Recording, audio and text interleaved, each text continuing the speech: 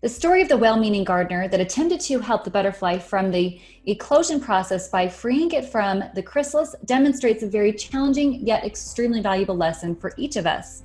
Struggling is an integral part of everyone's growth experiences and transformation process. In fact, it is the struggle that gives us the ability to develop our wings to fly. Our good intentions to save or rescue others will only cause them more harm because it will enable them by taking their power or wings away, depriving them of developing the necessary competence and skills in life. The gardener did not realize that the struggle is part of the transformation process. Attempting to eliminate the struggle of the butterfly's emergence from the chrysalis in fact hurts or could even kill the butterfly. Similarly, helping a struggling chick hatch from an egg would also kill the inhabitant. Learning how to overcome our own challenges and obstacles is a natural part in all forms of life and for all of life's creations. The caterpillar is looked upon as an unworthy creature. It is overindulgent and destructive. Yet, it was not designed to remain in that condition, but like all of us, intended to become a different creature. The caterpillar had to become literally so fed up being a caterpillar that it was willing to struggle through the metamorphosis process to be liberated as a new creation and the embodiment of a better version of itself, a butterfly. We too are designed to be fashioned into something more that is life-giving and life-promoting. It's important to note that metamorphosis is not about a caterpillar becoming a butterfly, but an internal journey the caterpillar must take to become a butterfly. It is a rebirth that renews, remolds, and aligns us with our higher phase of existence, from surviving to thriving. Oftentimes we are required to make radical life changes, yet it is our path to self-mastery. As painful as it is to see others endure struggles and hardship, we cannot interfere by rescuing or saving them from their vital growth. Likewise, if we continue to carry a young child, she or he will never learn to walk and stand on her or his own. We feel guilty if we don't go to the rescue, but as we can see, our tendency to rescue others has a very damaging effect. Furthermore, it keeps others dependent and gives them permission to fail long term, rather than developing their wings in the natural stages of development. Therefore, it keeps the codependent power entanglement going. So not only is the attempt to rescue and save others detrimental for the person being rescued from struggle, but equally damaging for the rescuer.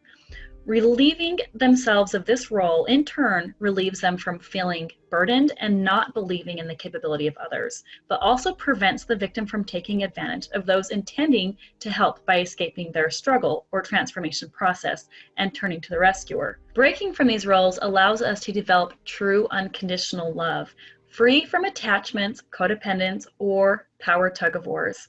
Emotional manipulation by both the victim and the rescuer can be a common form of this codependent struggle.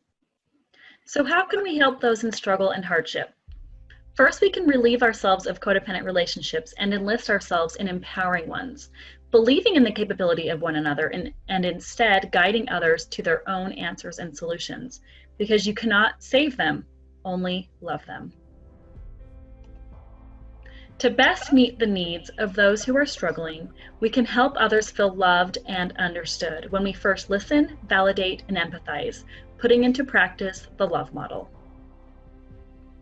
Dr. Viktor Frankl, in Man's Search for Meaning, put it best when he wrote, "Love is the only way to fully grasp another human and the core of their being. This kind of love enables you to see the potential in another human being that may not yet be actualized within them, but indeed can be. Furthermore, the love from a love-filled person enables these potentialities to become self-actualized in the other. Lifting others to this vision and awareness of her or his potential brings these potentialities and possibilities into the light and assists these realities in coming true in them. And as we believe in ourselves and experience our own transformation, we believe it's also possible for others." Beyond this, we can provide a support structure. Validate the emotional struggle of others. Be a healthy model of empowerment to inspire them to help light their path. This alone can pull them out of a dark place and help them see the light, allowing them to discover their own answers. Additionally, we can love, support, assist, uplift, empower, inspire, or help guide others on their path and journey. We can also believe in them, trust in their own competency, divinity, and wiser, higher self. Guide them to their highest potential and teach them how to follow their own light, guidance system, intuition, and voice of conscience. This is the greatest service we can render any other human being. John Garrett with the Way Seer Academy defines this as divine witnessing. In how you change people, he stated, it is the power in you to change people's hearts and minds by changing the way you see and observe them. Seeing the best in people brings out the best in people, whereas the reverse is also true. Garrett further explains that divine witnessing is a powerful form of non-violence, turning enemies into friends. Therefore, if we regard everyone as good, wise, and kind, that is what we all will witness and experience in our reality. In an article titled The Secret to Achieving Dreams and Overcoming Obstacles, in the 2017 edition, the author Prosed writes, fulfilling a goal is less about attaining some end and, again, more about who we become in the process of striving for it. Hence why life is more about the journey than the destination, because of who we must become in the process of following our heart's desires. And that's what really matters. It's less about what you do and more about who you become. It's about internal transformation. The anticipation of a reward or a goal stimulates a reward pathway in our brain more than the attainment of that reward or goal. What this also means is that we tend to overvalue immediate rewards. Let this serve as a motivation toward achieving our goals as much as it is about refining our character and enjoying the journey. Our limitations and struggles can be the exact lessons that we need because they transform us when we overcome them. So the obstacle is the way. Obstacles are our teachers. Obstacles do not block the path, they are the path. When we learn from our experiences, we will feel a greater sense of fulfillment and achievement, and therefore gaining appreciation for the wisdom. Lessons will transform and shape us into who we must be to achieve the purpose that our hearts desire.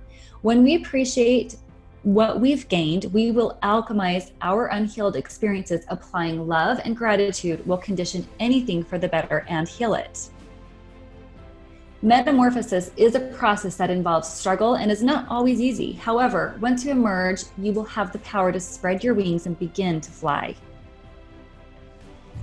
Shedding pretenses and old identities connects us to the supreme and best version of who we are and to be fully self-expressed. As we begin to embrace the path to conscious awakening by activating our DMT manufactured by our pineal gland, also known as our third eye or spiritual eye, on our journey to self-discovery, we experience transfiguration of a spiritual or symbolic death of the old identity, and a rebirth of our new true self will begin to unfold. We always attract perfect teachers or lessons, and they will not always look as we want or expect, drawing you together to unite in personal alchemical growth experiences. This is the ultimate growth you need to achieve your highest purpose and potential. So let's overview a new mindful exercise. Identify what is important to you and why. Our experiences become our purpose. So what experiences have you learned and gained the most, which has become natural or a mastery over an obstacle that you wish to share now with others? And where do you hope to see transformation to humanity or your present surroundings most? What are you most passionate about? And what do you value? These two will be one and the same and work side by side. So you can actually make a list of 3 columns and label at the top of column 1, what I do, on top of column 2, how I feel, and at the top of column 3, label what I value. And answer the question, who am I?